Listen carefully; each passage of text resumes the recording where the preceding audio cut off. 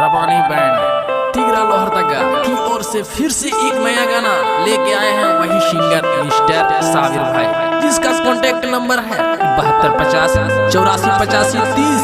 आपने मन सुना थी सोनू हाथ में टोटो कर प्रस्तुति।